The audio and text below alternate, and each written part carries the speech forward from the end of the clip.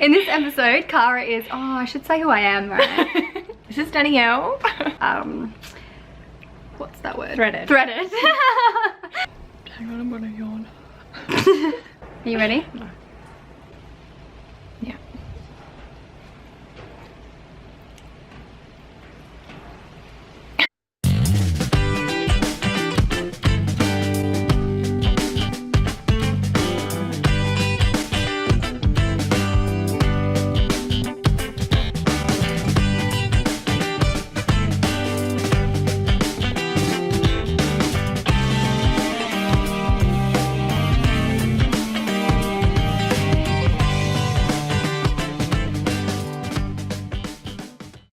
Hi everyone, welcome back to our channel, Better Together. I'm Danielle. And I'm Cara. And in today's episode, Cara is taking the reins. Yes. So tell everyone what you're going to be doing today. Well, off of the back of Danielle's video with the lip waxing, I've decided to share what I do for my I don't want to say facial hair, but that is what it is. Ain't no shame. Although facial hair love. We are trying to get rid of it, so maybe there is a little bit of shame. Well, it's got to be there in order for us to remove it, so you know, no secrets. So what I generally do is a facial bleach, which I will show you today. Yeah, very different to what I do.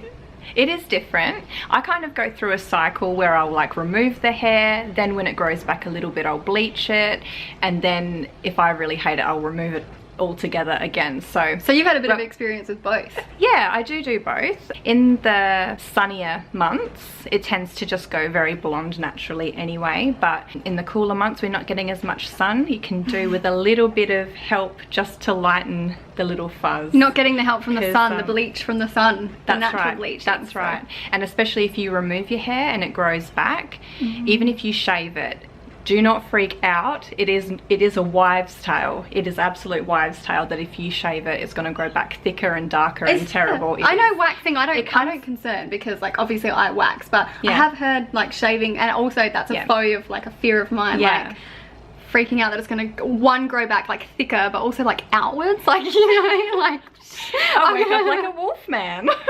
Yes, I'm gonna wake up like with a beard. You will not wake up with a beard. The only truth to that myth is that the new hair is its natural color, hasn't been touched by the sun, so of course it's gonna look darker than what it was when you took it off. And secondly, with waxing, you take it out from the root, a soft little hair is gonna grow back.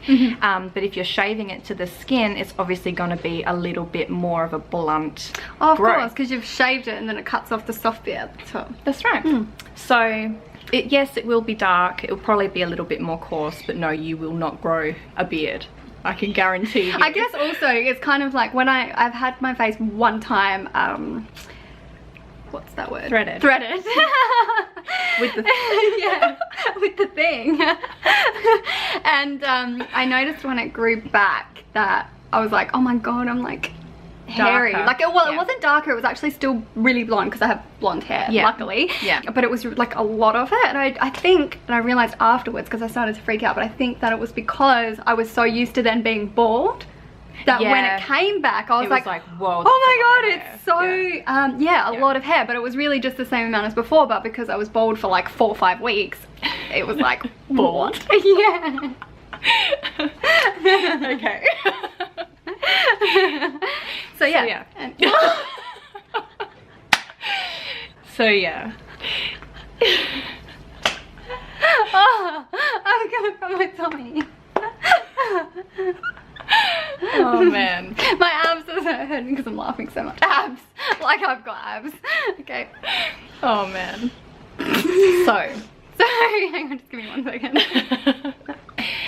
So yeah, it is an absolute myth. You will not grow a beard if you shave your face. Good. But we can talk about that in another video. I can even show you that in another video if you like. But today we're going to stick to the bleaching. I'll give you a close-up of my little dark hairs. Newsflash, I'm not a natural blonde in case anyone was wondering. And yeah, we'll take it. I'll show you how we go as we go along. Now, before we get started though, don't forget to subscribe if you like what you see, and hit the channel notification icon below so that you don't miss anything from us. Definitely let us know about other videos that you might want to see too. Meet you in the bathroom. got my box wet a little bit. Oh my god, did you really just say that? Oh my god, Cara. Oh my god, I can't believe you just said that. Okay, so the product I use to bleach the little hairs on my face is the Nair brand. It is a cream bleach. Mine's the little busted box that was the last one in the shop. Aww, my poor little Nair. Okay. And I'll show you what's inside. We have a little cup, a spatula for mixing and application. We've got the accelerator powder, give that a little shake, and we have the cream bleach itself. It also comes with directions inside. Okay, so the mixing ratio for the accelerator and the cream bleach is 1 to 2, so it's 1 part accelerator to 2 parts bleach, and you can use the spatula to measure that. It actually says in the directions, the spatula is the measuring apparatus. Hey, that's like my thing in the other video. That's right. I'll link down below as well. But yeah, the coffee making apparatus. That's right. It's a good thing. word. Yeah. I'm just going to loosen the powder a little bit. I think sometimes when it sits in the shops, it can get a little moisture in there and it can go a bit lumpy, and you want it to be a fine powder so you can get an accurate measurement. So that's 1 heaped spatula of powder, and then 2 spatulas of the cream bleach.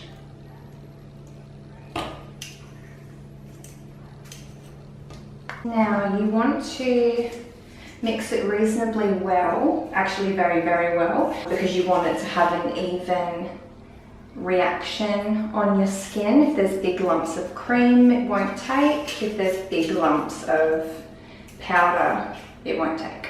So you need to make that nice and smooth and combined. I do like a scraping and sweeping motion to make sure that I'm getting it all off of the sides of the cup as well. It's not the easiest thing to do. That's looking good. Now, before I apply it, I should just let you know that it says in the directions that you shouldn't go out in the direct sunlight or prolonged sunlight for 24 hours after application.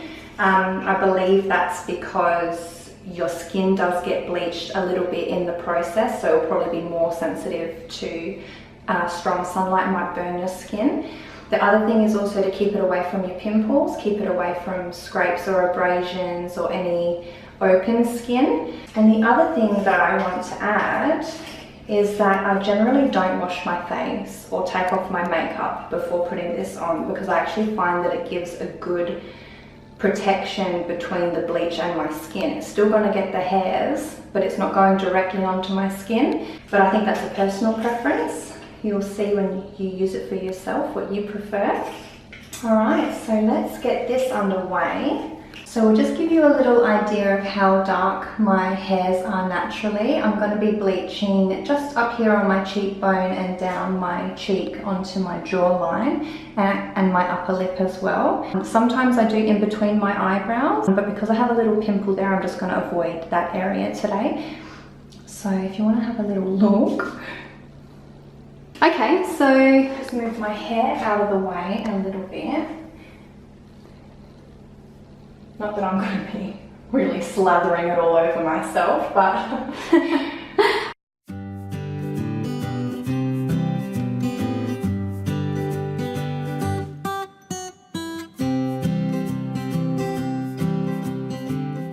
So you want it reasonably thick, you don't want to slather on too much, just so that it covers the complete area, and you'll see it foam up a little bit as well.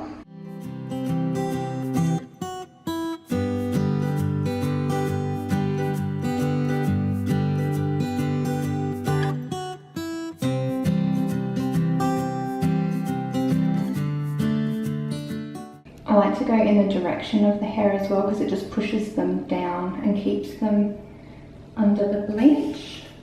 And just down here, so you have that little tiny bit of natural sideburn, but then the part that goes down onto your jawline can get nice and soft and blonde.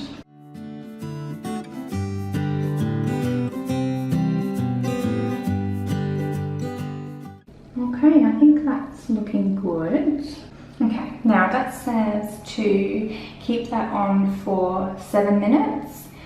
I generally check around the 5 minute mark. I scrape some off, see what the hair's looking like. If it needs to stay on a bit longer, leave it for a couple minutes longer, but do not exceed 7 minutes. You can always wash it off and reapply. And the great thing about this too is it stays active for a little while. So if you do scrape it off, you can actually scrape it back into the tub. If you're not happy with it, you can just put it back on. And that's actually the same for larger quantities. You can mix up more. You can use it on your arms, anywhere really, except for the sensitive areas. I wouldn't put it bikini line or armpits or anything like that. But I mean, yeah, ouch. Anywhere really that you're unhappy with the color of your hair, you can give it a go. I'll let this take and I'll wash it off and I'll see you on the other side. So if you do start to run out, you can just mix more to the same ratio again. The other thing as well, that you can just double the ratio. So instead of 1 of the activating powder and 2 of the bleach, you do 2 of the activating powder and 4 of the bleach. And that way you can get a little bit more surface area. I might reuse some from this side and put it down here once it's finished.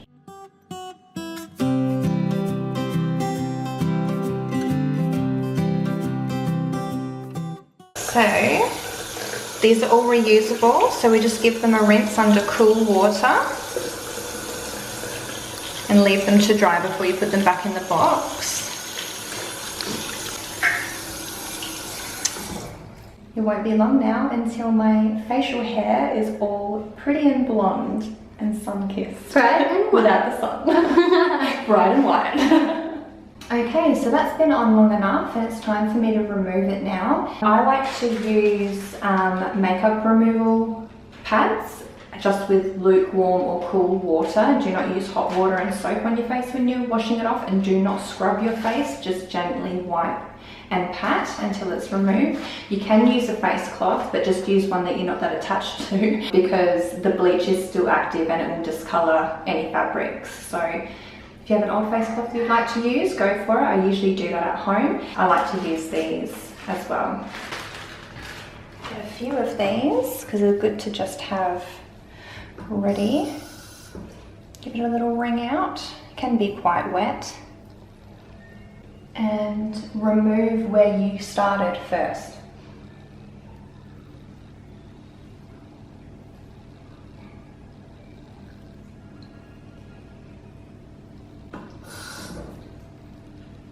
Looking good.